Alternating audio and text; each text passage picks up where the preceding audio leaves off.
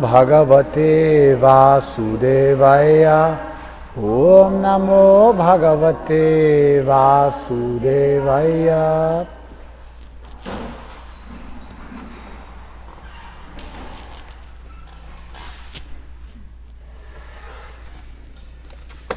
Welcome everybody. Nice to see you all.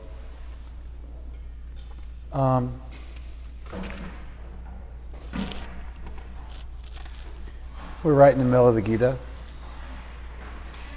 kind of smack dab in the middle of the text. And the 9th chapter finished pretty strong. Krishna was quite emphatic.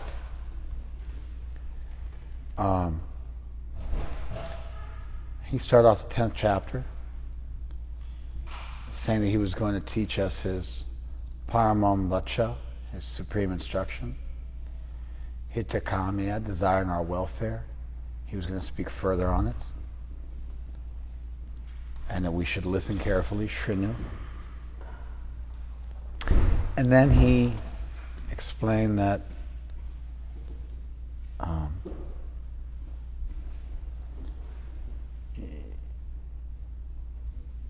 hardly anybody was able to understand him, because he was the origin of everything. And implicit in that is that because Krishna is the origin of everything, he's superior to everything, exists a priori, and so then the derivative elements that come from him are consequently less powerful, less omniscient, etc. This is in sharp contrast to an atheistic view of the world, where at the beginning of all reality is the humble, single-celled organism. And then as we grow up, we evolve and become better than what was before us. And so there's still a great chain of being, a scala naturae, a natural order of things. But in the atheistic worldview, the beginning of everything in that great chain of being is nothing, unconscious, random genetic mutation, which eventually results in the simplest of life forms. And then that becomes more and more complicated until eventually you get to human beings who then are also evolving through time. When you look at religions, in general, they have a golden age, like an idyll type situation that existed. Idyll being like a Shangri-La, Garden of Eden, golden age, before the fall type thing. And so, because the starting point for theism is with the deity, omniscient, omnibenevolent, omnipotent. And then the creation becomes derivative and less powerful, less omniscient, less good, less ideal, less idyllic, less pure, and there's this fall from grace. Again, there's an order, a great chain of being, but the beginning of that is with the deity, who is most perfect, and in a lot of ways religion is about getting back to that, getting back to what was originally right, as opposed to everything was dark and chaotic and non-existent and meaningless before, and now we're finally creating some meaning. Does that make sense? So Krishna, he makes a simple point, but if you understand philosophy of religion, if you understand philosophy, cosmology, the point packs a bit of a wallop. Neither the hosts of demigods nor the great sages know my origin or opulences, for I in every respect am the source of the demigods and sages. Being the source of something, oftentimes, you don't have to read back, I'm just quoting it because we spent a lot of time on this last week.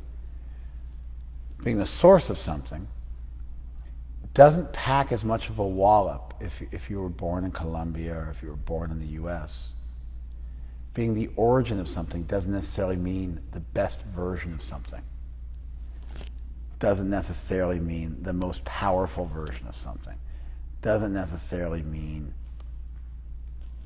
the most perfect. You follow? Somebody could be the origin of an idea and they have just an impoverished beginning idea, and now it's evolved so much. Primitive computers versus advanced computers, or whatever it might be. We think of the world largely in terms of things getting better with time, right? They get supercharged over time. They get aftermarket modifications. They get made better than they originally were out of the box. But you can see here this Satkarya that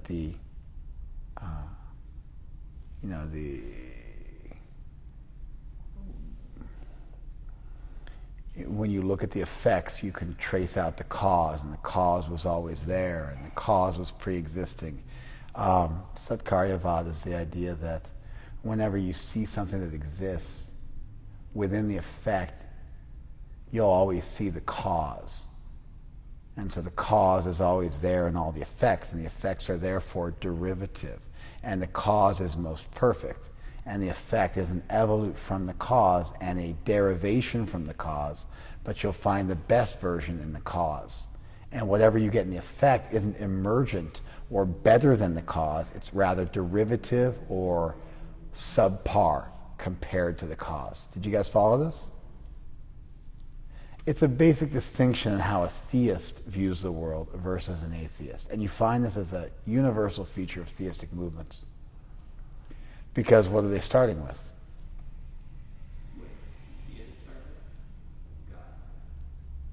You follow? And God is perfect and the best, and therefore the origin was always the best, and therefore the golden age and the Garden of Eden and everything was good, and we fell from grace. Even Milton's work, Paradise Lost. You get it? And then spiritual life becomes a return to what once was, what could be again. You guys following this? It's actually just a different way of viewing the world. Do you understand?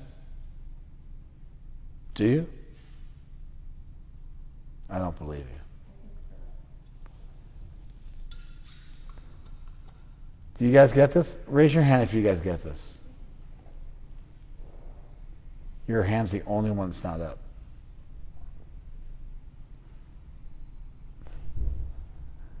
You didn't get it? Oh, you did, okay. I have a question about that, and I'm trying to understand the paradox of it, because having read the Bhagavad Gita and the Upanishads, the thing that is interesting is that if God was intending to create and experience everything through a multiplicity of experiences, Let me respond. Let me respond.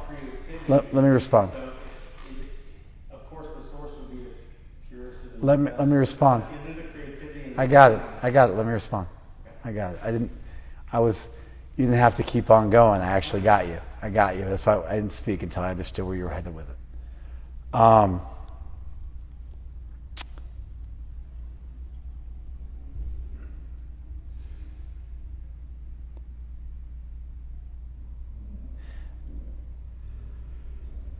There's two ideas. It's going to seem like I'm not answering your question, but I am. And you'll see it at the end. One thing that's important to understand whenever you have God being the source of everything is that you have to figure out how to hang the evil and the suffering and the bad stuff and the misturn on somebody else besides the deity.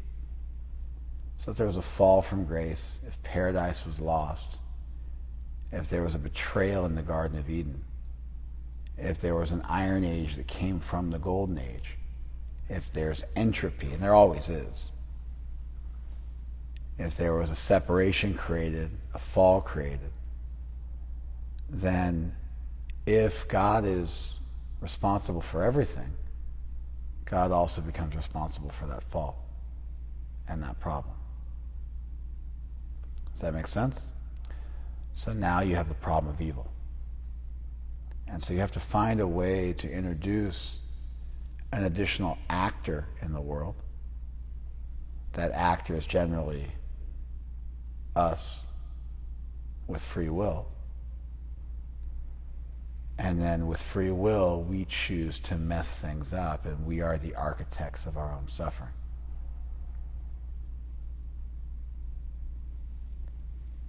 And so that accounts for the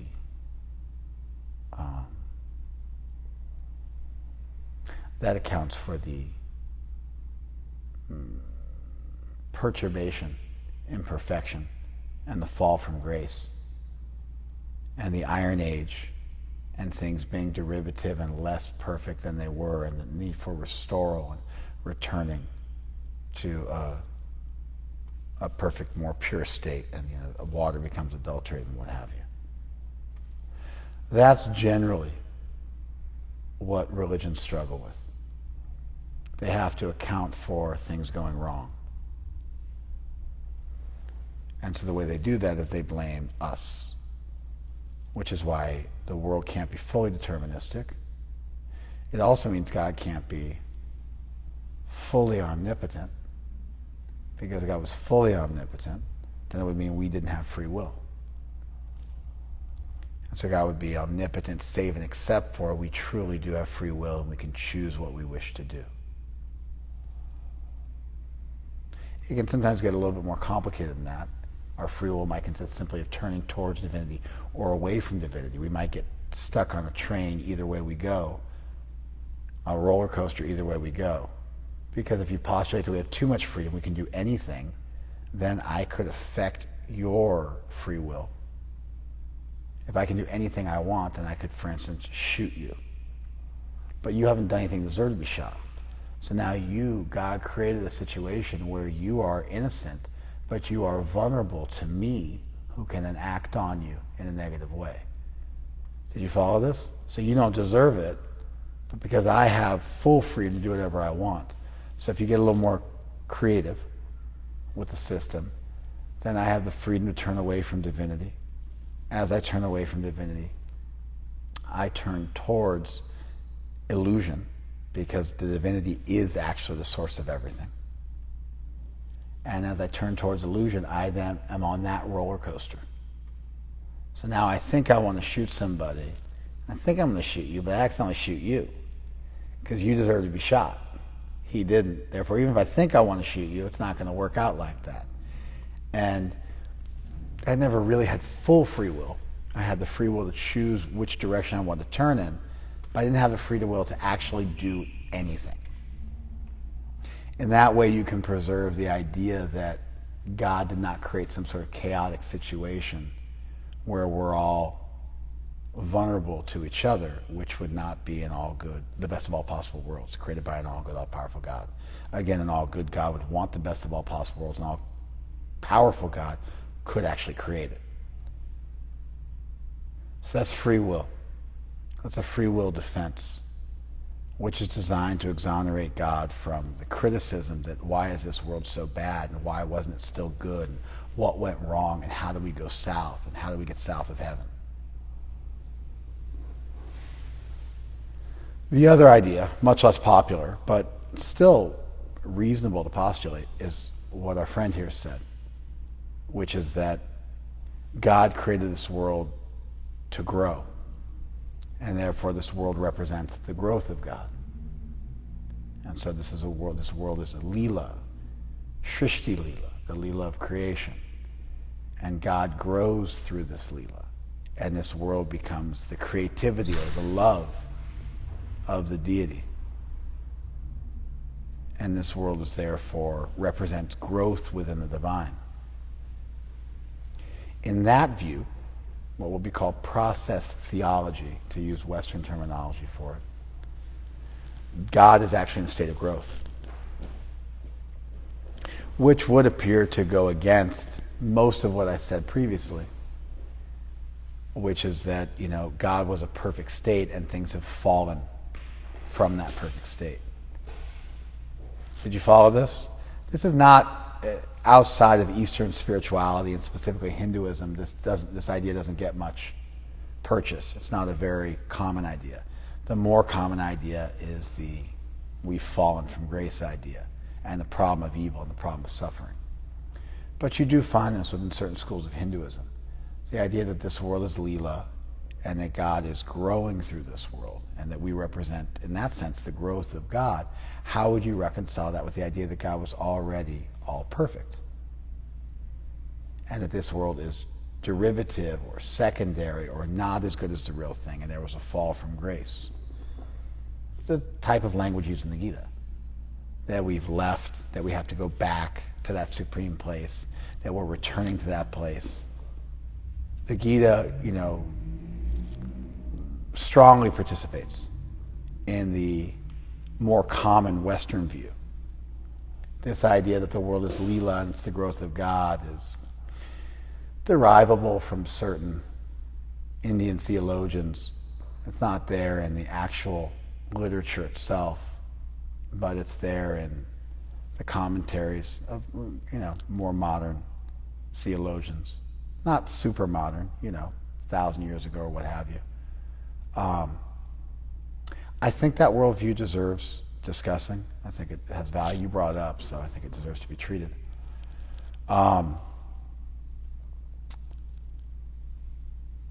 There is no need to presuppose that there isn't room for growth within perfection. A lot of times we think of perfection as stasis, a place from which you cannot add. But there's no need to presuppose this. This is an alternative explanation. It goes against some of the things I said previously, which was assuming the fall model. If you want to take the other version, I think there's merit to it.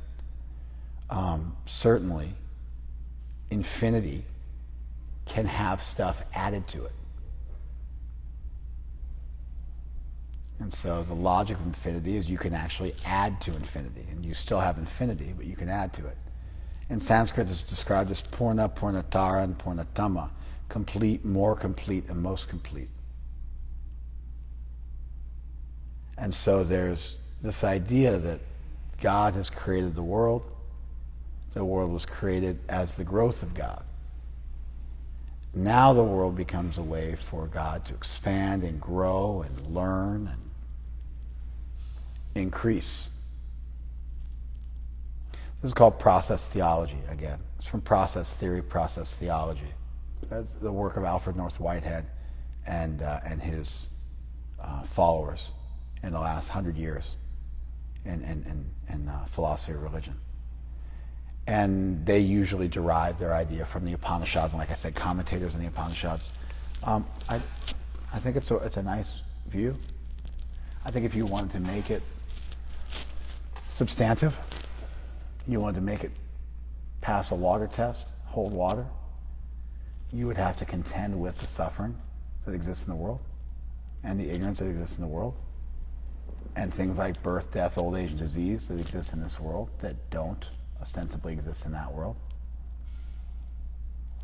And what you'd be left with, I think, if you look at it seriously, is you've got a world here which is in many ways less perfect than that world. And that, that's the first explanation. But then there is some promise here that we can grow, and we are evolutes of the deity. We are sparks of fire. And, what do you get the person who has everything? You get love. And so if we are actually capable of free will and we're capable of love, then we would add something to the life of God. A deity who wasn't enriched or nourished by our love would be a very detached deity, almost like an automaton. It would seem that if you really thought about it, that would be an impoverished notion of divinity. And therefore God does grow through our love. And so you'd have to do this dexterous dance where you account for the ways in which this world is deficient and then you account for the ways in which this world has value. And you look at both these models in tension with one another. Where in some ways we've turned away from Krishna, but even in turning away from Krishna, we've never lost the ability to turn towards Krishna, and in that way create a miracle, and create growth, and create beauty, and make the whole experience valuable.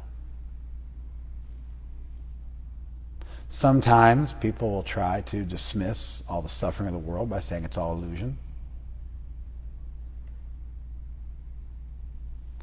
Of course, even the illusion represents some form of suffering. And I don't see any reason to presuppose why we would have to live in an illusioned world with birth, death, old age, and disease, and rape, and pederasty, and pedophilia, and murder, and torture, and genocide. First of all, to just say none of those things matter, you're going to have a real hard time convincing anybody to follow your philosophy. It's a tough one. You have to dismiss your entire existence and your entire experience and the history of the world. Just doesn't exist. And that's tough because generally speaking, philosophies should account for what's going on in the world as opposed to require you to radically dismiss everything which exists in the world. Then you'd have to conceive of how an all-good deity, like how the best of all possible worlds, would be a world where there was apparently all this suffering and apparently all this misery. Did you follow this? I can easily conceive of a heavenly abode where God creates angels and then those angels love God and then they continue to become more angelic and more happy over time. And it's like a Teletubbies in the sky. There's never any real discord. Everything just gets better and better as time goes on. Given that, and the sense in which everything seems to go, some lady just called me and cried to me for half an hour because her 44-year-old daughter, she's 74, her 44-year-old daughter just died of cancer. And her husband just died, and last year, and then her daughter died this year, both of cancer, and she's just inconsolable. So I think God probably could have done a better job of just making the place happy and then happier and happiest. And so it does seem like something went wrong at some point in creation. And if you want to grant any legitimacy to that, you then have to discuss us turning away from divinity, because that puts the blame on our shoulders instead of Krishna's. And I don't think that's mutually exclusive to the idea that this world is also a great possibility and we can turn towards divinity and then make this world into something beautiful. And what you're left with in our cosmology, you're left with God creates all of us in eternity as eternal beings to exchange love. Some of us turn away from divinity, and then we come down to this world to learn our lessons and return. And other angels don't turn away, and they exist in heaven in that kind of beautified version where things just get better and better. And we are never stolen away from, it's never taken away from us the ability to turn back towards divinity and make our whole sojourn in the world insignificant and return to forever. But it also grants some validity to our experience of this world and owns it and doesn't just put the whole thing on God's shoulders and blame him for everything, or dismiss it all as being some sort of divine Leela, as if God couldn't have come up with something better than the genocide of 6 million Jews in the lifetime of my parents, or Pol Pot's genocide of 3 million Cambodians during my lifetime. Did you guys follow all that? Have you heard this one before, that everything's good and God's growing and the world's it's all Leela? Have you heard this philosophy before? It's fairly common in Neo-Hindu circles. And so that's how I would respond to it.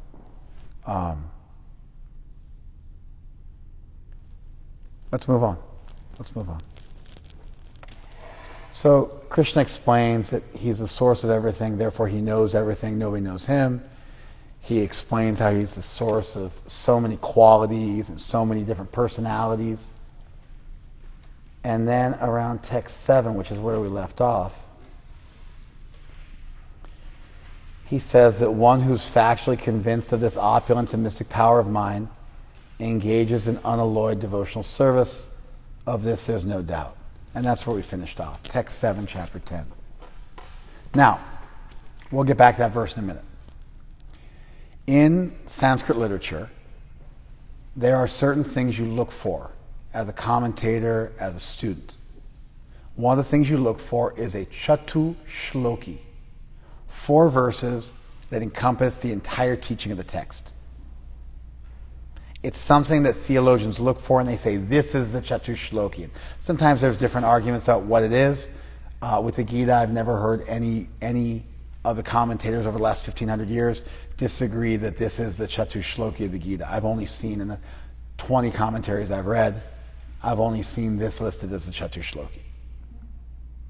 There's other stuff you get a pala stuti, a blessing at the end of the text for reading the text.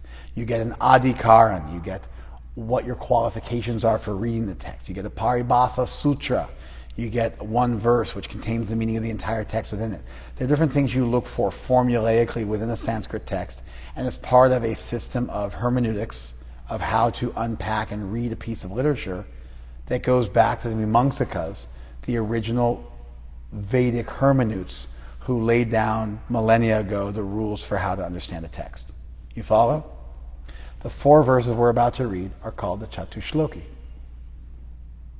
They're called the chatu shloki. And so they're important. And we're going to take the trouble to go through them all in Sanskrit so you guys can get a real sense of the original. And we'll start with the 7th verse. Etam vibhutim yogam cha. All these opulences, all these powers, mama, of mine, ya veti tattvataha, one who knows them in truth.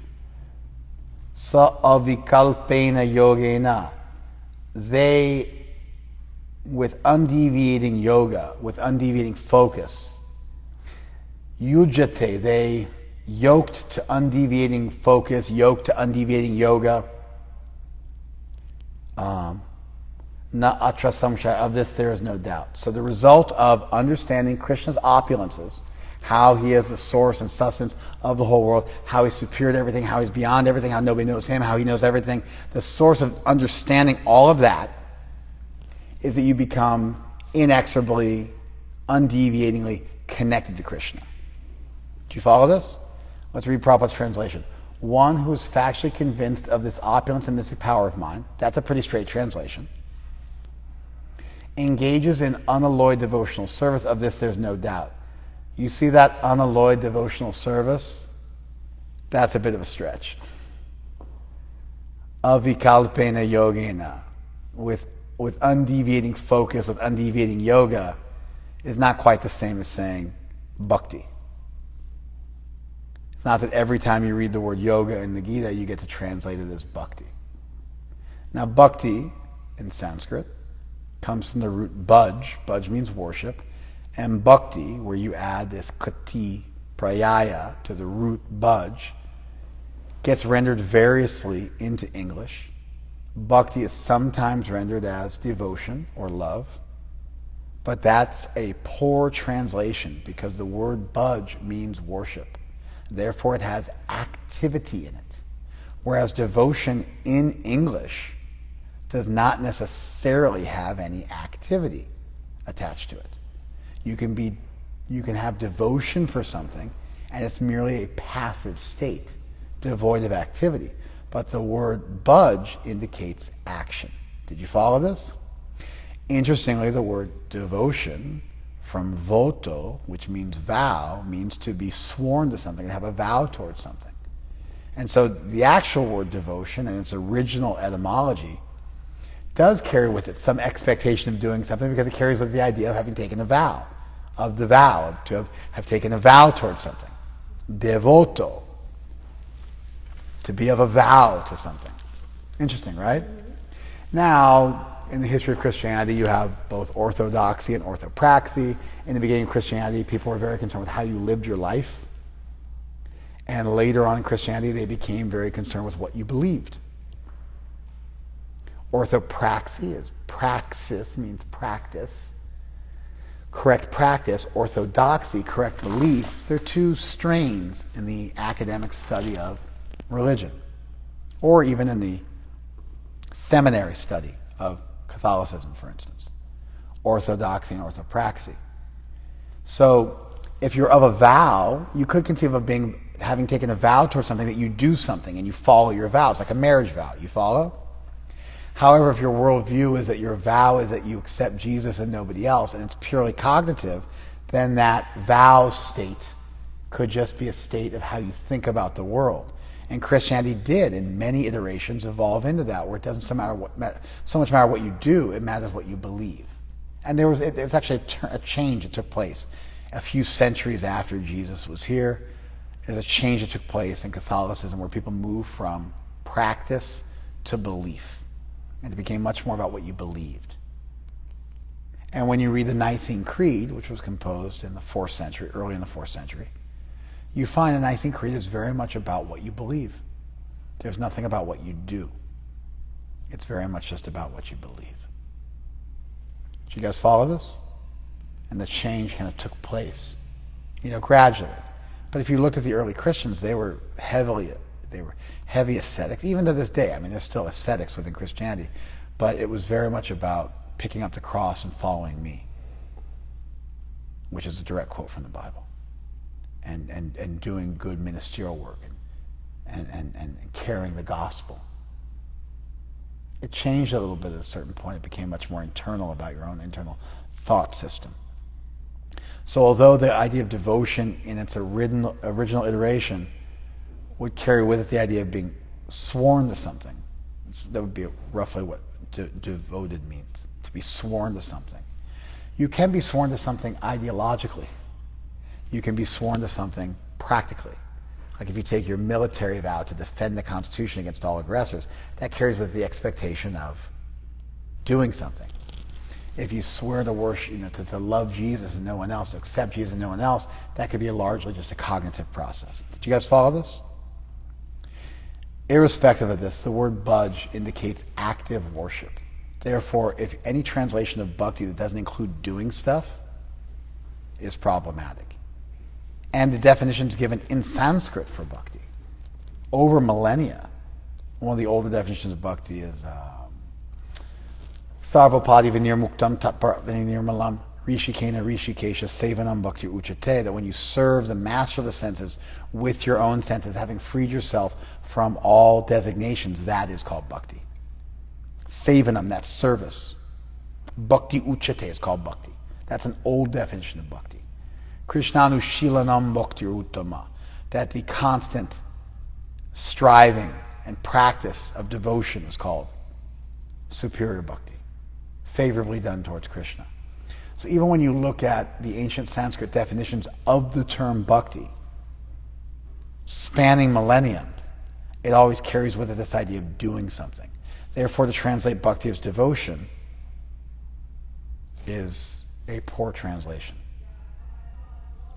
Now, if you translate bhakti as seva or service, the problem with that is that sometimes service is forced or for monetary gain, or service has, it's self-interested. And so service by itself, because you could be forced into servitude. You could be forced into service. You follow? And so in that sense, service doesn't necessarily indicate favorably done, motivated by love. For these reasons, Prabhupada translates the term bhakti as devotional service. It carries with it the cognitive aspect of devotion, although devotion could also be argued to contain within it action. But at least the word devotion, as it's commonly understood in English, not going back to its etymology, is primarily a passive state, a cognitive state, and it carries with it the idea of service, doing something practically. And so there's a cognitive and a behavioral aspect to the translation of bhakti as devotional service, both of which are included in the original word bhakti. Do you guys follow this?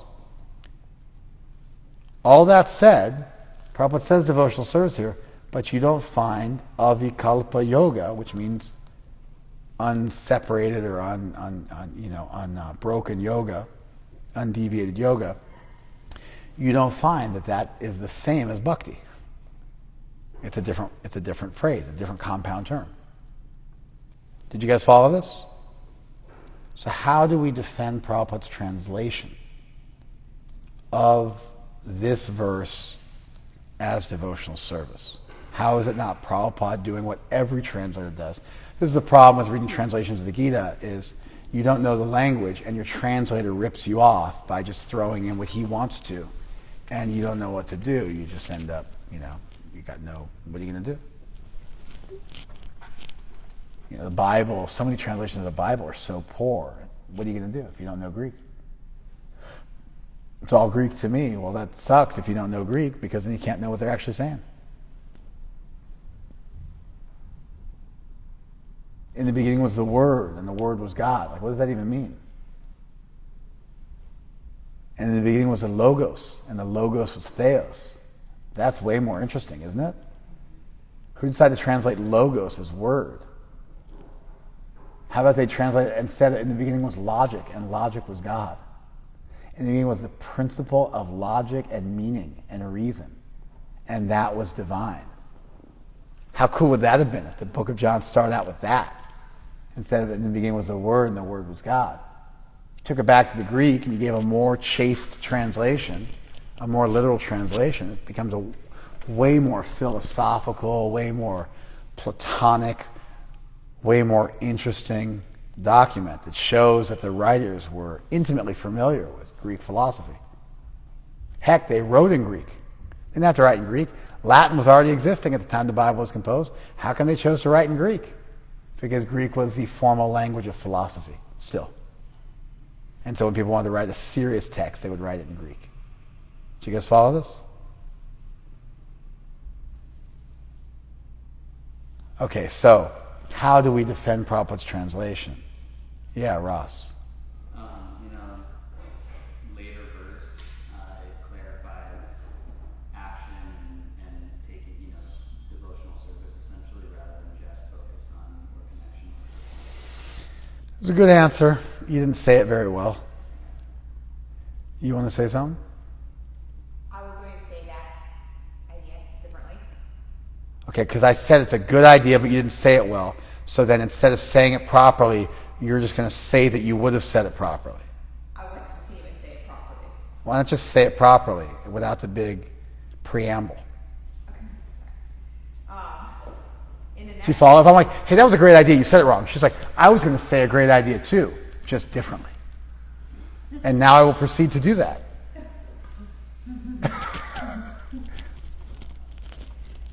So the next verse clarifies what Krishna means when he says yoga in this verse. In this verse, he said yoga means devotional service, which... Wait, how much? No, that was as bad as Ross, if not worse. You guys have killed me. I was enthusiastic, and I was okay after Ross. I was like, all right, we're on the right track, and then you just drove us off a cliff. The subsequent verses use the word bhakti explicitly. Use the word worship explicitly. Therefore, Prabhupada's translation of this verse is nourished by and informed by the next verse, which clarifies what this verse means. And you were looking for the word bhakti and noticing it wasn't in this verse, but it's in the next verse. And you can clearly see that the ideas are connected. They're not two distinct ideas. Krishna's saying the same thing in different language.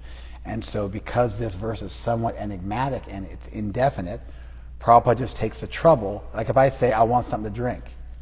And when I say something to drink, I mean water. Therefore, I want a glass of water. Right? You could either translate it literally like I just did. I want something to drink, and then people can think about what does it mean to want something to drink, and what might that drink be, and then the next verse says it's water, and then now you know. Or you could just from the beginning go, I want water. Now, is that a literal translation? It is not a literal translation. Is it an accurate translation? It is accurate because it conveys the meaning. And so a translator gets a choice of how they want to render text. Generally speaking, when people translate the Gita, or they commentate on the Gita, when you read a commentary on the Gita in Sanskrit, it tells you this word means this word means this. So it's essentially a translation, just the whole translation is done in Sanskrit. Do you follow? Like it'll say, avikalpa yogena means bhakti. This word means this. And so the translations are a glossary of the terms in the verse along with different potential meanings of what the verses mean and how the words come together. Does that make sense? That's what a commentary does. So when you look at commentaries on the Gita, generally speaking, gurus just say whatever they want to say and they try to use Krishna as their mouthpiece. So many translations of the Gita are just awful. People just write their own philosophy and stick it in Krishna's mouth. Like Gandhi is the classic example. The Gita is a metaphor for the body. There's no war. There's no battle. The whole thing is just for the struggle that exists within you. That's cool. It's a cool idea. But there's absolutely just no evidence in the Gita that that's how it's to be understood.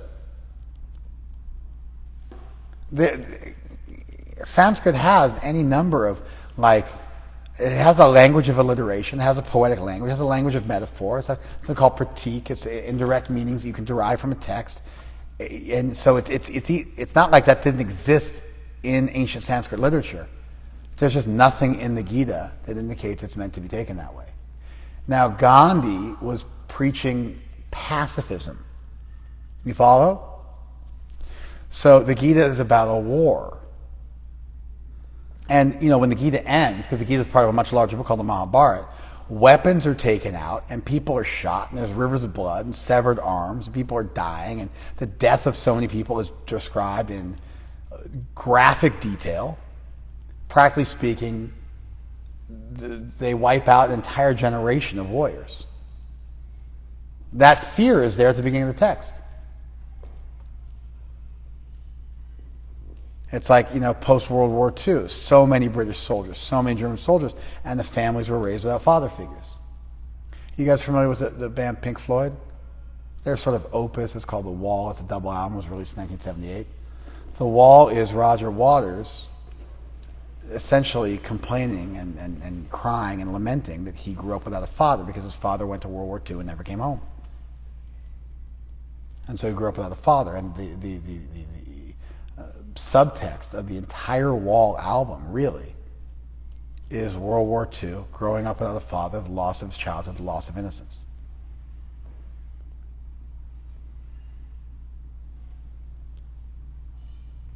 You follow?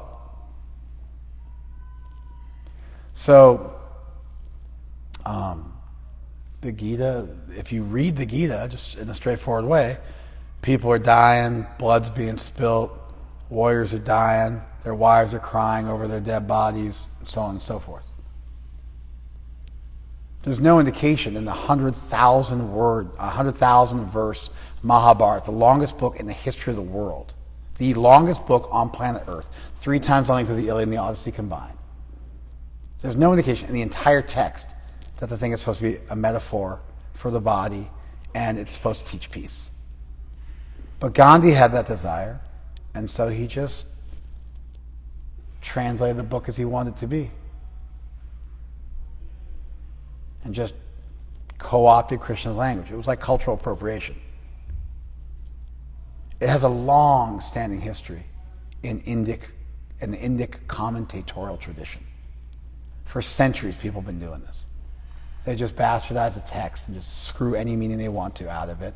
And because their followers already accept him as guru, then whatever they say goes, and nobody ever bothers to just learn the language. It's totally inelegant. Like, serious commentators don't do this. Serious commentators have parameters. What are the parameters of a serious commentator? Maintain the message. Yeah. What are the parameters that the serious commentator has to follow? Understanding the original message. Yeah, I mean, that's what she said. That's good. I'm trying to get to something real specific. I might not be asking the question in a way which gives away the answer, so it might be a little bit like doubtful what I'm asking. Think about it. If you are a chaste commentator and you're trying to derive meaning from a text and you're chaste, what limits your ability to say whatever you want? Huh? I don't know how that is even indicates that you've understood what I'm saying. Huh? Not translating the actual Sanskrit. I don't know what you're saying either. Yeah? Respect for the speaker. Yeah, I don't know. I mean, you guys are all kind of... What... I'm now a commentator. I'm trying to derive meaning from a book. That's what I'm doing. I'm trying to unpack the words of a book. What limits my ability and how far I can go and how creative I can get and how interpretive I can get? I mean, obviously, I have to read the language. The actual words of the text create a natural limitation of what you can do because the words have their meaning. Do you follow? Does that make sense? It's kind of obvious. Do you feel stupid? Because I was trying to get you guys to this place. Think about it. If you want to figure out what Roger Waters actually means in the lyrics to The Wall, where do you go? You go to his words. What limits your ability to get creative and interpret and say whatever you want to say? The actual words themselves. Therefore, for a serious commentator to the text, they have to stay very faithful to the original language of the text. Otherwise, they might as well have written their own book. Why bother commentating on a text when you just want to flesh out your own ideas? Why not write your own book? The only reason would be that you want the added oomph that you get from pretending that you're actually unpacking Krishna's words. So a serious commentator can't get too far away from the original language. Therefore, they have to notice, oh, this says devotional service, but that's not what the Sanskrit says. Where do we find that? And you have to troubleshoot like this because you don't want to stray too far from the text. You don't want to just do a literal translation because that might not help people either. You got to unpack things for people on some level to help them understand what's intended, but you got to never stray too far from the actual text itself. Otherwise, you might as well write your own book. Did you guys follow that? Does that make sense? I think you were all in this, you were kind of thinking this, right? And it's sort of obvious, right? Now that I said it, Mason? Yeah. It's obvious, right? If I want to interpret your letter and tell people what you really meant, like I was talking to this lady today, the 74-year-old lady who was just beside herself right before I came over. And, you know, her daughter was really mean to her right before she died for about a month. And so now the daughter's passed away, and the mother, who's 74 years old, is kind of on death's door herself, is just totally disturbed. You follow? So she's telling me how upset her daughter was. So I had to read back. And I kept going back. And I said, okay, read back. She read to me a month of their text exchanges, with the daughter saying mean stuff to the mom. But then we got back to February 18th through 20th, the conversation they had on WhatsApp from February 18th to 20th. And she read it to me. And the daughter said, oh, my magnesium levels are up. I got a big vitamin D shot. I took a lot of vitamin C. I did a hypothermia treatment. I'm getting a really intense massage. They're thinking I might be a candidate for an embolization, which is where they cut off the blood supply to the tumor in an effort to kill it. Selective cutting off of blood supply within your body. It was a brain tumor. So it's real tough to, embolize a brain tumor because it cuts off blood to your brain. And she was real nice to her mom. So was sending her hug emojis and heart emojis and telling her she loved her. So I said to Mom, okay, here's what happened. Your daughter thought she was going to live up until a few weeks before she died. And when she had a good day and things were going good, she reached out to you and was really kind to you. Then when things were going south and they weren't going good for her, and you kept writing her like these Course in Miracles letters, all these like little love letters, it started getting on her nerves because you were spiritually bypassing her. And you weren't honoring her pain, and so she wrote, "Get away from me and leave me alone," because she was suffering. She was trying to contend with the fact she was going to be dying soon. So how was I able to do that? And then Mom felt like great satisfaction and great peace because she was feeling like her daughter hated her. How did I prove to her that her daughter, I never met her daughter. I know the mom, I don't know the daughter. How did I prove to the mom that the daughter didn't hate her? Through the word.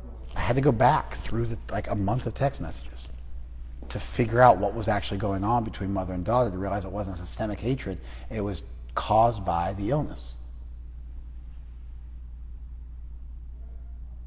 You follow this? If you want to commentate on a text, you have to stay close to the words of the text.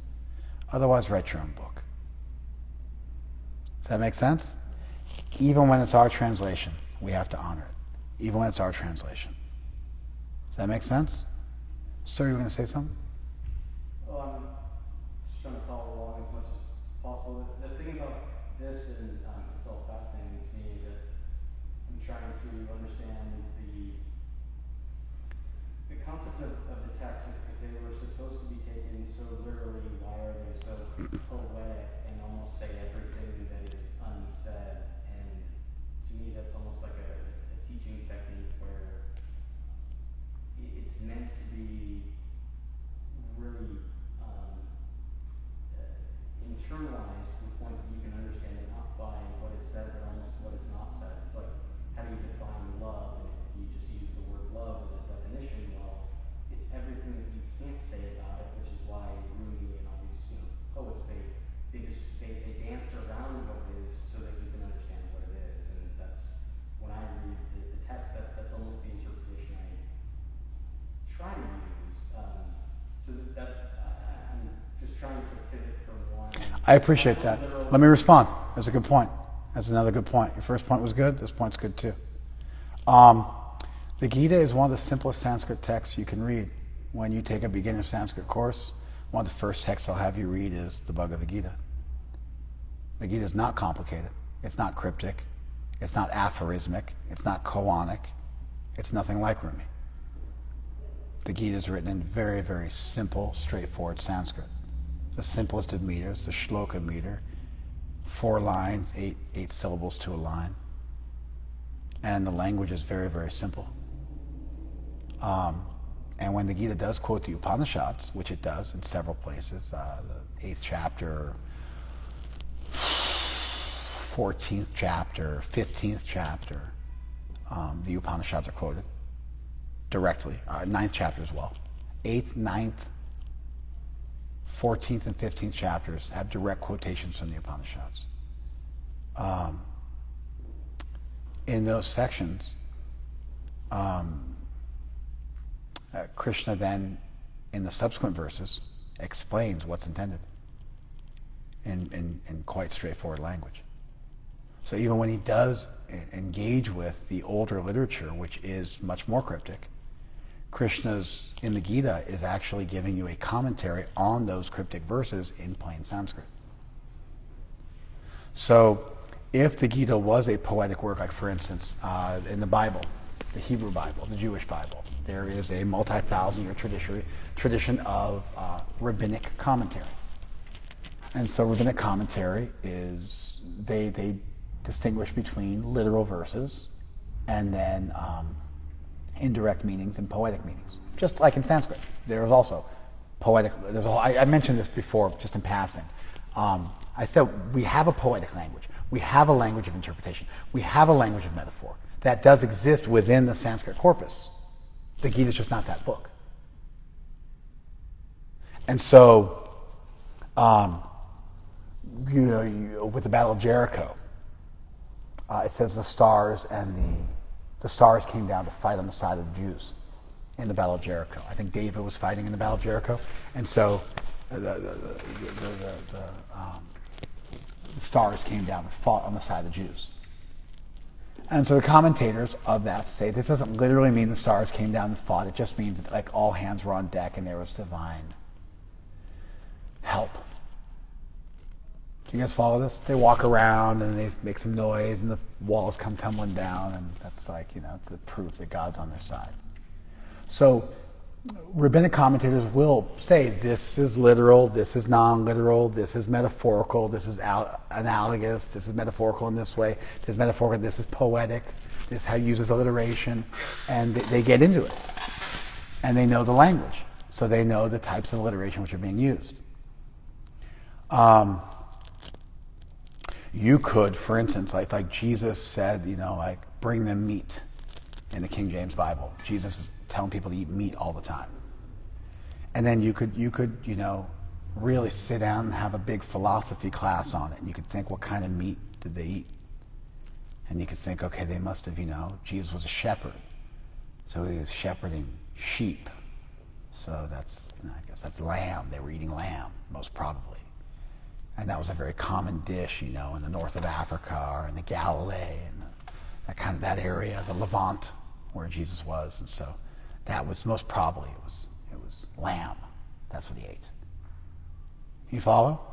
And the lamb was slaughtered. The Paschal lamb was slaughtered. So that would make sense. Jesus was eating lamb. So you could be like, okay, it's probably eating lamb. So when Jesus said eat meat, he probably meant eat lamb. You get interpretive. You're like, hey, you think it through. You go back to the Greek and you find the word for meat was broma, which means food, not kreos, which means meat. Jesus said bring them food. In 1611, when they were translating it into English for King James, the original King James Bible, they've translated, there's New King James Bible, but the original King James Bible, the word meat was used as synonymous for food. The same way in India you'll say let's eat rice, or in China you'll say let's eat rice. It means let's eat food. We'll say let's break bread in English. Doesn't mean necessarily you're going to eat bread in that given meal. So you can run, but without a knowledge of the language, you won't know when to run and when not to run. And you're left in your own head just making up meanings. It shows that you're clever, but it doesn't show you've understood the text. And that's the problem people have. If they're intelligent, but they lack training, they can just really cleverly totally go off base and get lost in the text and go down any number of roads that they're not supposed to go down, that don't get any clarity, and they end up it's like a mental masturbation thing where you just kind of you're spinning around your own head. It's really what's in your head, and it's like with an ink blot, and then that's what you read out of the text.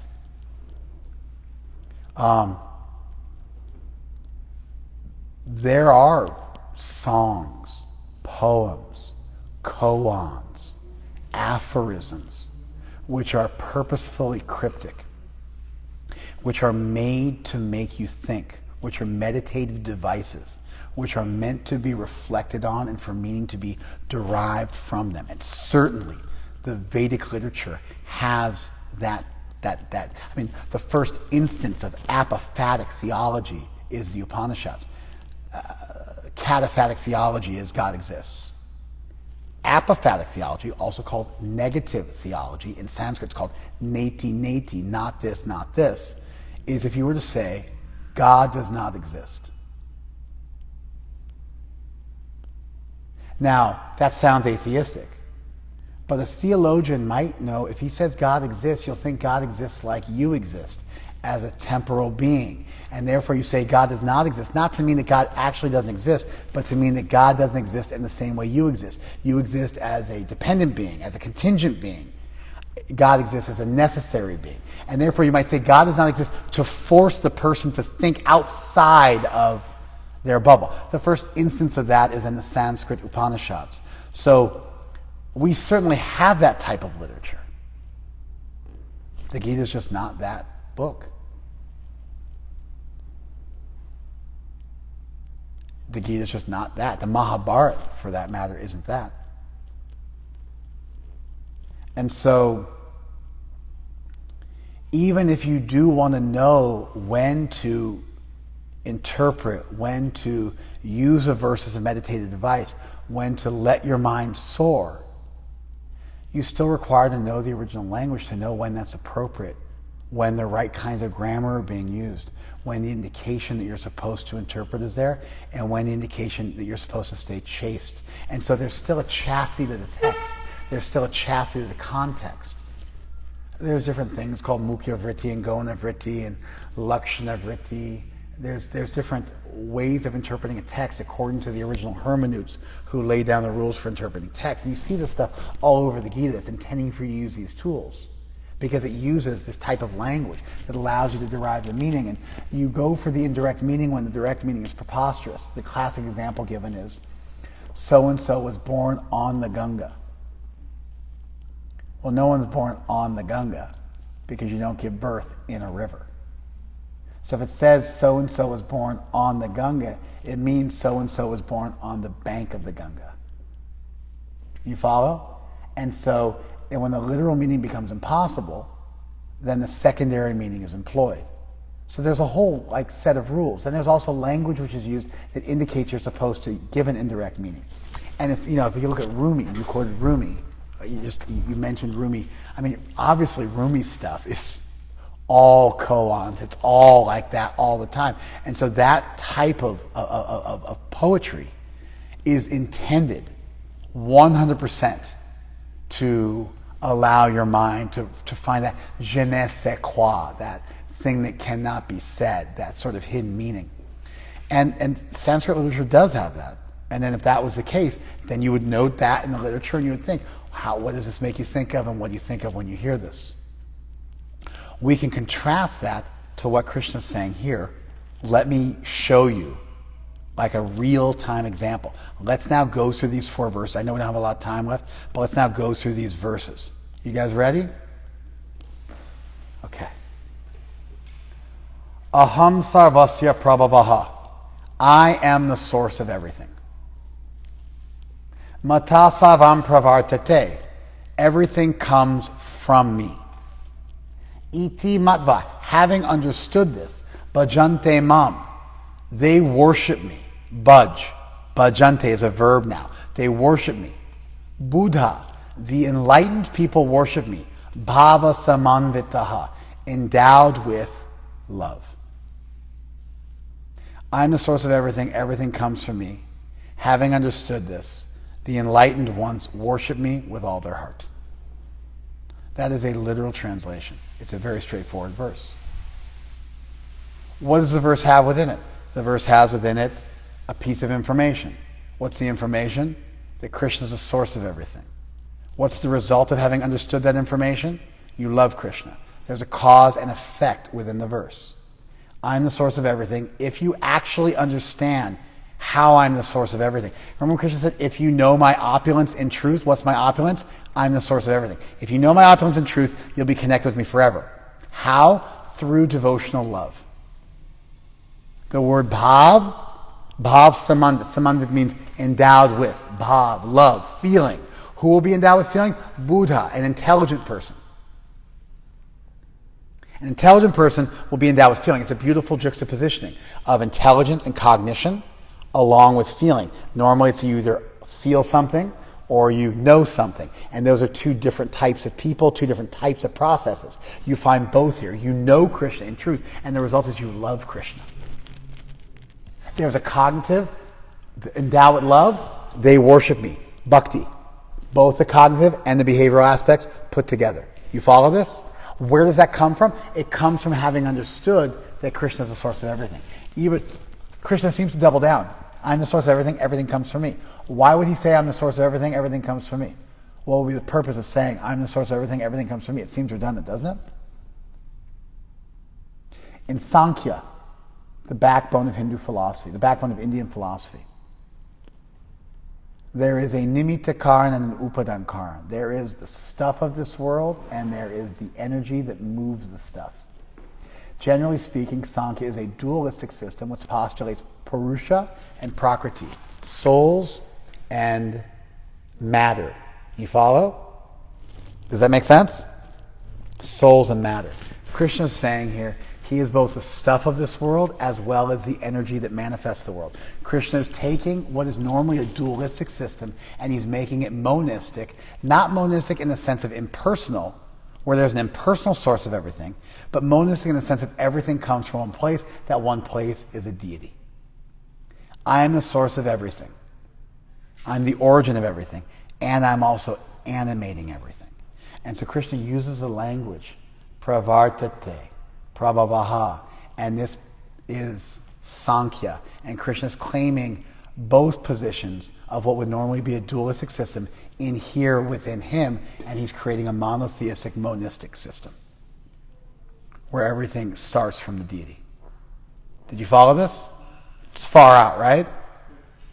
How do we know that? The commentators point that out. I could have read this verse 10 million times. I never would have figured it out. But our theologians a few centuries ago wrote commentaries, and they pointed this out. And I saw it, and the moment I saw it, I felt like I was hit. I felt like I fell out of a tree, because as soon as they said it, I was like, obviously that's what's going on. And I recognized the language from the Sankhya literature, and I could understand exactly what Krishna was doing. But had I looked at the verse for 10 million years, I would have never figured it out. But they, being masters of an entire corpus of literature, were able to notice very subtle in the verse and then use the language of the pre-existing multi-thousand-year-old tradition to show, oh, here's what Krishna was trying to say. And as soon as you read it, you're like, oh, that's where that comes from. Oh, that's what he's doing there. Oh, that makes perfect sense.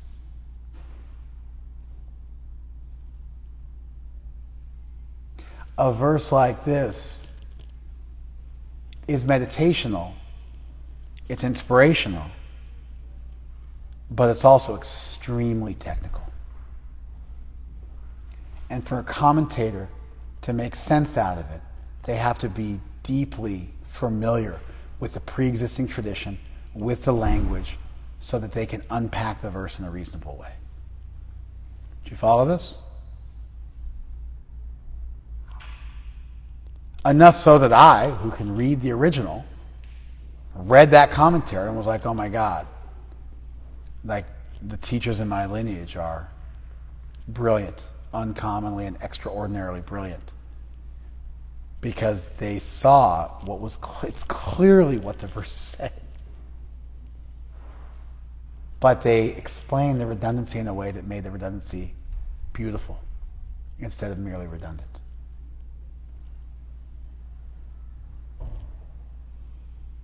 Vrit indicates movement. Anyway, so it indicates this animation, what's called the nimitta karan. It indicates action.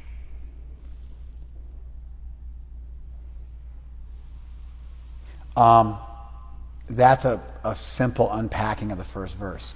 Now the first verse leads to the next verse. So Krishna, he tells you, if you understand me in truth, and he's already seeded us by telling us, I'm the source of all the demigods.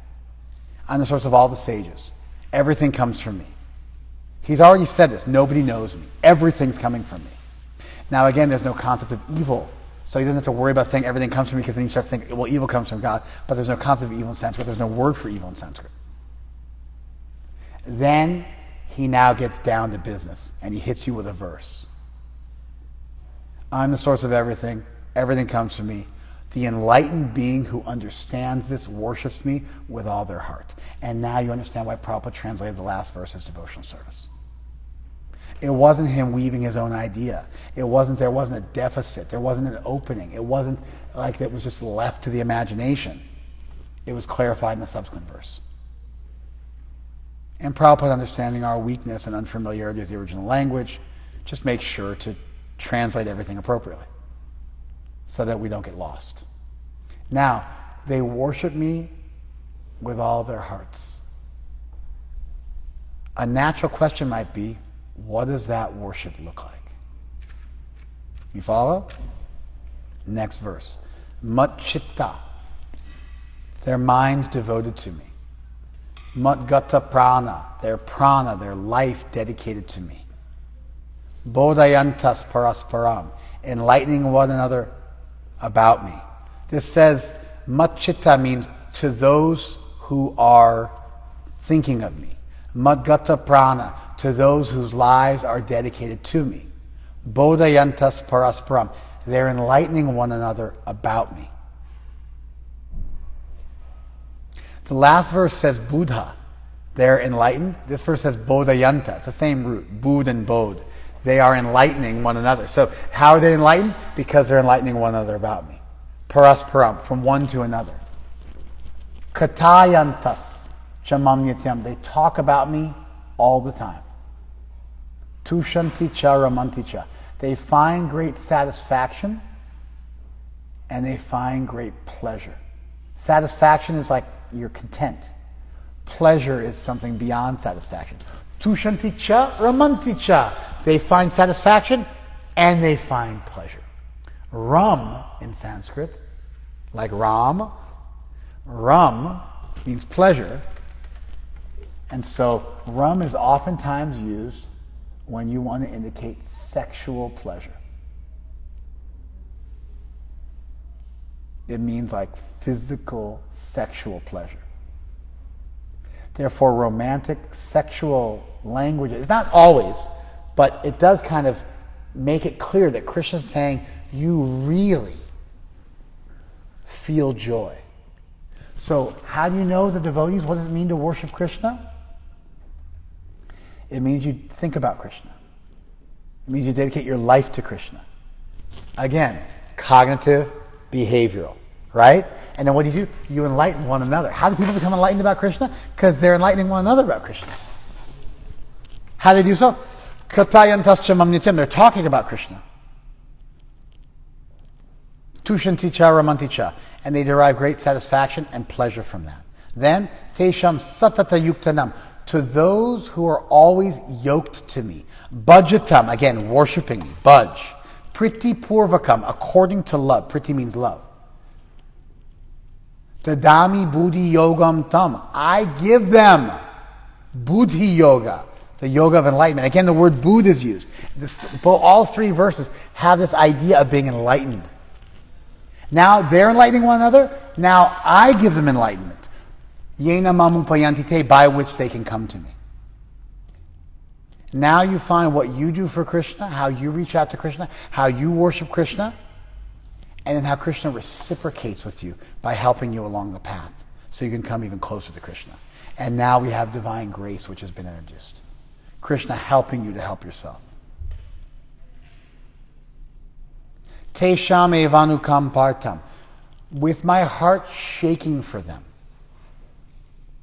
Aham agyana jam tamaham nashayami atmabhavasta. I, dwelling in their hearts, destroy the darkness of ignorance. Jnana dipena bhashvata, with the shining lamp of knowledge. Again, this is grace. It's important to understand that, if you have compassion, compassion means you feel for somebody. It literally means you suffer with somebody. Calm with passion. You suffer with somebody. Passion means suffering, by the way. The word entered the English language with Jesus suffering on the cross. That's where the word compassion comes from. You suffer with somebody. So, I feel... Now, the compassion of an omnipotent being would be called what? There you go. So now you have grace again. First, the grace is I give them enlightenment so they can come closer to me. You follow? Now it's I destroy the darkness of ignorance in their heart with the torch of knowledge. Because I'm within their heart. Because I'm omnipotent. And now you have a full-blown philosophy of grace.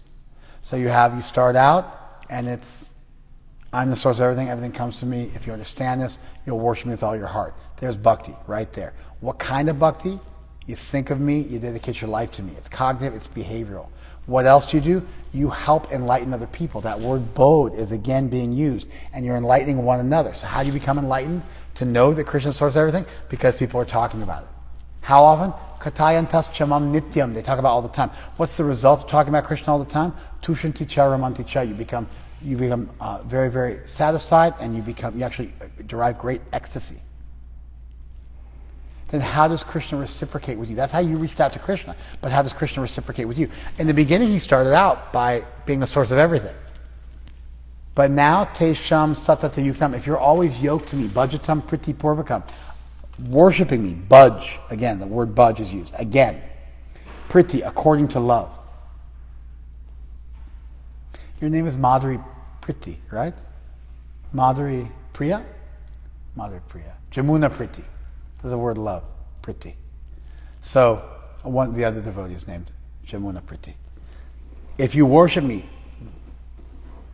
Priti purvakam, according to love. Then what do? Tadami buddhi yogam tam. Now Krishna is giving you that enlightenment. In the beginning, you become enlightened and you worship Krishna. How do you become enlightened? Because people are enlightening you. Who else enlightens you? Even Krishna enlightens you. Why? Yenamu upayanti te, so you can come closer to Krishna again. And there's reciprocity between you and the deity where Krishna is helping you. Tadami means I give. What do you give? Buddhi yoga, the ability to understand God. Because if Krishna is categorically beyond us and we can't understand Krishna, and Krishna says at the beginning of the chapter, even the demigods and great sages don't understand me, how could we then overcome our categorical inability to understand the deity? By the way, I never thought of this before just now. I've been reading this book. I know the verses. I know the Gita by heart. I'd never thought of this before just now. Krishna says at the beginning of the chapter that nobody knows me. No one can know me. So how can you know Krishna if categorically, fundamentally, he's beyond you and therefore you can't know him? How can you know him? By his grace. Tadami buddhi yogam tam. I give that buddhi yoga. Yenu mamupayanti te, by which you can come to me. And the same word again is used, tesham, for them. So the last two verses are about Krishna's reciprocity. For you.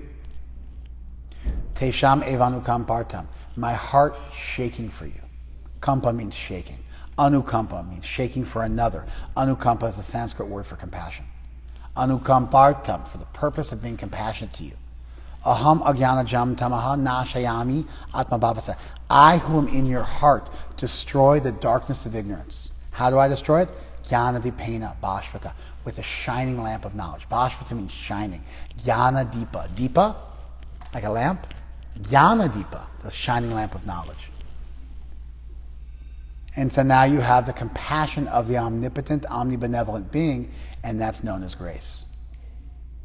And so you have a doctrine of grace. So the verses say something about the ontology of the world, that God is the source of everything. Our response to that, which would be to love and worship Krishna. How we do that? By talking about Krishna and thinking about Krishna, dedicating our lives. It's cognitive and behavioral. And again, there's a cognitive and behavioral aspect to your love for Krishna, where you're doing something but you're also feeling. Therefore, bhakti gets translated as devotional service. And then there's Krishna's reciprocity, which allows you to come even closer and overcome certain intrinsic categorical limitations we may have as infinitesimally small souls that are fundamentally derivative and small compared to the deity. And Krishna helps us get over that by divine grace.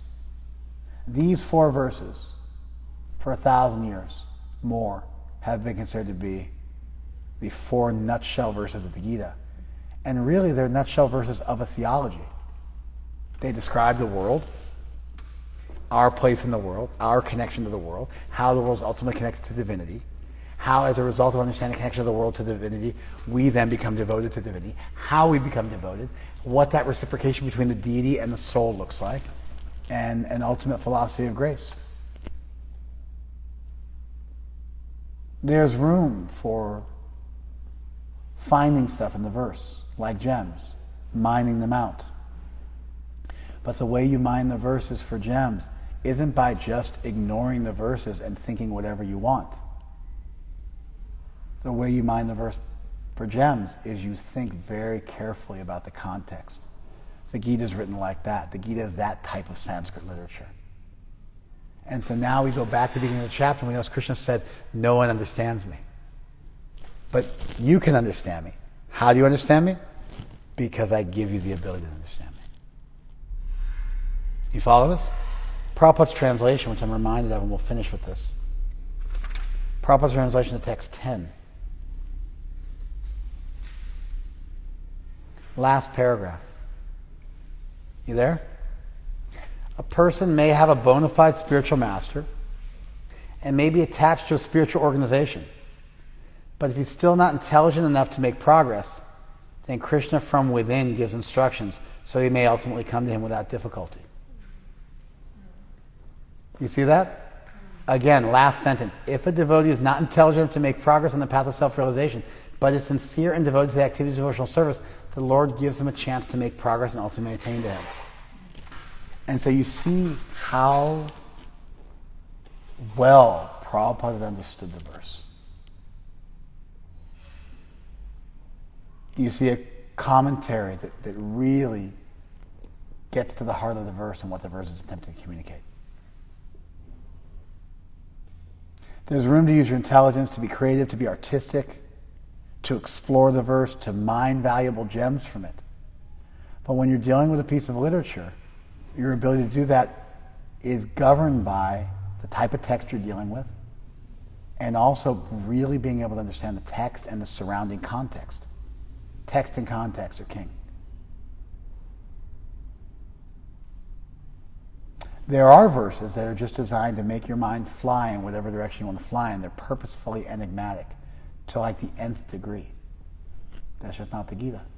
The Gita is way more theologically solid. It's way more straightforward. The Sanskrit is very, very simple. The grammar is straightforward. Subject, object, verb, it kind of flows very nicely. It's written very straightforwardly. So much so that, surprisingly, the Gita is one of the first books you can read when you learn Sanskrit. Other texts are the Bhagavatam is so difficult. You can't read the Bhagavatam without commentaries. The language is so enigmatic, you need the centuries and millennia of commentaries to make sense of it. What to speak of the Yoga Sutras, Vedanta Sutras. The commentaries to those texts are 20 times longer than the text itself.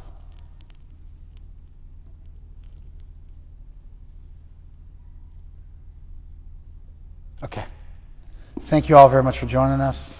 Facebook, Instagram. Sorry we're a little late.